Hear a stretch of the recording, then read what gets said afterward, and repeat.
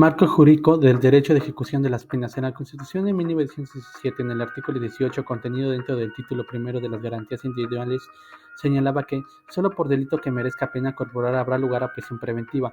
El lugar de esta será distinto y será completamente separado del que se destinará para la extinción de las penas. Los gobiernos de la Federación y de los estados organizarán en sus respectivos territorios el sistema penal, colonias penitenciarias o presidios sobre la base del trabajo como medio de regeneración. Este artículo tuvo varias reformas, la primera ocurrida el 23 de febrero de 1965, la segunda el 4 de febrero de 1977, la tercera el 14 de agosto de 2001 y la cuarta el 12 de diciembre de 2005. Ahora hablaremos de la quinta reforma y se analizará a más profundidad del artículo 18 constitucional, la cual tuvo el decreto el 18 de junio de 2018 en el Diario Oficial de la Federación, donde se reforman los párrafos primero, segundo, tercero, séptimo y octavo y se agrega un noveno párrafo.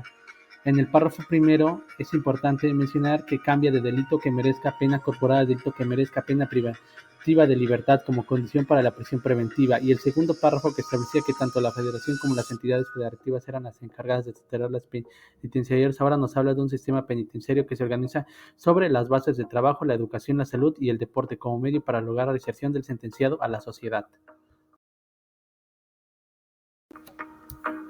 Se analizará también la sexta reforma, al artículo 18, ocurrida el 10 de junio de 2011, publicada en el Diario Oficial de la Federación. Esta reforma modifica el párrafo segundo. El sistema penitenciario se organizará sobre la base de respeto a los derechos humanos del trabajo, la capacidad para el mismo, la educación, la salud y el deporte, como medios para lograr la reinserción del sentenciado a la sociedad y procurar que no vuelva a delinquir, observando los beneficios que para él prevé la ley. Objeto del sistema penitenciario es lograr la reinserción del sentenciado a la sociedad y procurar que no vuelva a delinquir. Fundamentada en el artículo 18 constitucional, lograr la reinserción del sentenciado a la sociedad y procurar que no vuelva a delinquir.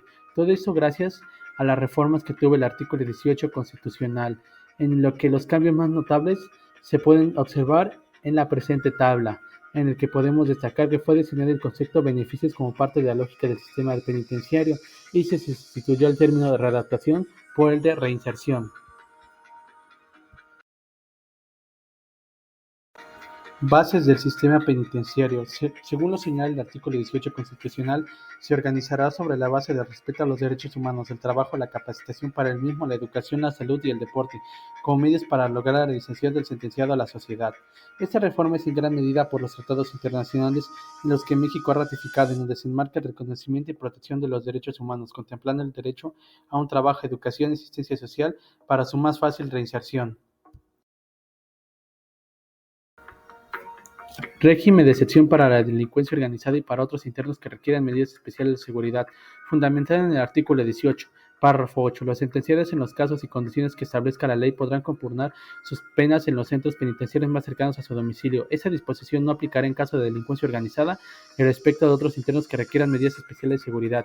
Y en el artículo 18, párrafo 9, para la reclusión preventiva, la ejecución de sentencias en materia de delincuencia organizada se destinarán centros especiales. Las autoridades competentes podrán restringir las comunicaciones de los inculpados y sentenciados por delincuencia organizada con terceros, salvo el acceso a su defensor, e imponer medidas de vigilancia especial a quienes se encuentren internos en estos establecimientos. La adición al párrafo tercero del artículo 21 constitucional. El texto original de la Constitución de 1917 establecía: la persecución de los delitos incumbe al Ministerio Público y a la Policía Judicial, la cual estará bajo la autoridad y mando de aquel. En 1994 se agregó un párrafo para permitir la impugnación jurisdiccional de la decisión de no ejercicio y desistimiento de la acción penal. Lo importante de esta reforma es que se rompió con el llamado monopolio de la acción penal. En 1996 se redefinió el texto original de la Constitución al precisar las dos funciones que tiene el Ministerio Público en el proceso penal. Así, a la persecución de los delitos se agregó la investigación de los mismos. Igualmente se eliminó el término policía judicial, que se prestaba a confusiones, pues era común que se pensara que esa dependía de los tribunales.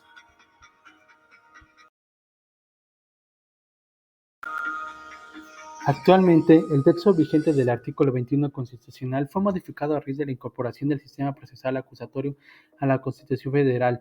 Es el siguiente: la investigación de los delitos corresponde al Ministerio Público y a las policías, las cuales actuarán bajo la conducción y mando de aquel en el ejercicio de esa función. El ejercicio de la acción penal ante los tribunales corresponde al MP. La ley determinará los casos en que los particulares podrán ejercer la acción penal ante la autoridad judicial. El Ministerio Público podrá considerar criterios de oportunidad para el ejercicio de la acción penal en los supuestos y condiciones que fije la ley. Ley Nacional de Ejecución Penal, su estructura. Se publicó en el Diario Oficial de la Federación el 16 de junio del 2016. Constituye una parte fundamental para mejorar las condiciones de vida, garantizar el respeto a los derechos humanos y la dignificación de las personas privadas de la libertad en los centros penitenciarios. Estructura de la Ley Nacional de Ejecución Penal. Está estructurada de la siguiente forma. Título primero: Disposiciones generales. Capítulo 1. Objeto, ámbito de aplicación y supletoriedad de la ley. Capítulo 2. Derechos y obligaciones de las personas. Capítulo 3. Autoridades en la ejecución penal. Título segundo. Capítulo 1. De la información en el sistema penitenciario. Capítulo 2. Régimen de internamiento. Capítulo 3. Régimen disciplinario. Capítulo 4. De la imposición de sanciones disciplinarias. Capítulo 5. Traslados. Capítulo 6. Ingresos, visitas, revisiones personales y entrevistas en los centros penitenciarios. Capítulo 7. Revisiones en los centros penitenciarios. Título tercero. Capítulo 1. Bases de organización del sistema penitenciario. Capítulo 2. Salud. Capítulo 3. Actividades físicas y deportivas. Capítulo 4. Educación. Capítulo 5. Capacitación para el trabajo. Capítulo 6. Trabajo. Capítulo 4 del procedimiento de ejecución. Capítulo 1. Disposiciones generales. Capítulo 2. Trámite de ejecución. Capítulo 3. Procedimiento administrativo. Capítulo 4. Controversias ante el juez de ejecución. Capítulo 5. Procedimiento jurisdiccional. Y capítulo 6. Recursos. También está estructurada por el título quinto: Beneficios preliberacionales y sanciones no privativas de la libertad, abarcando del capítulo 1 al capítulo 10, en el que también se incluye la sección primera: Generalidades, sección segunda: Tratamiento, sección tercera: Centros de tratamiento, sección cuarta: del procedimiento, sección quinta: Incentivos y medidas disciplinarias. Finalmente, el título sexto: Capítulo 1: Justicia restaurativa, capítulo 2: Servicios postpenales. Podemos decir que consta de un total de 207 artículos, contenido en títulos y capítulos, dividido en 6 títulos.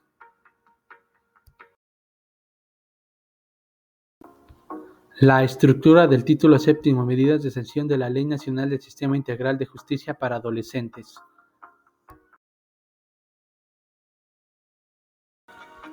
La ejecución de las medidas de sanción señaladas en la Ley Nacional del Sistema Integral de Justicia Penal para Adolescentes. En el artículo 53. Finalidades de las medidas de sanción. El fin de las medidas de sanción es la reinserción social y reintegración de la persona adolescente encontrada responsable de la comisión de un hecho señalado como delito, para lograr el ejercicio de sus derechos, así como la reparación del daño a la víctima ofendido en los términos descritos por la ley. Señalando lo más importante que nos quiere decir. Los tipos de medidas de sanción, señaladas también en la Ley Nacional del Sistema Integral de Justicia Penal para Adolescentes, artículo 155.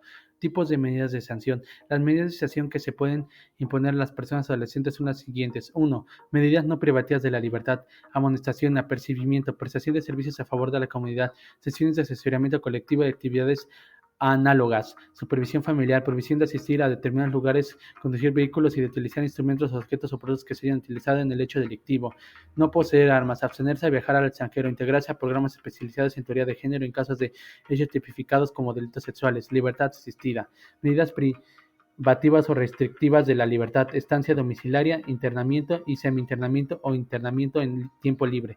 El juez podrá imponer el cumplimiento de las medidas de forma simultánea o alterna siempre que sean compatibles.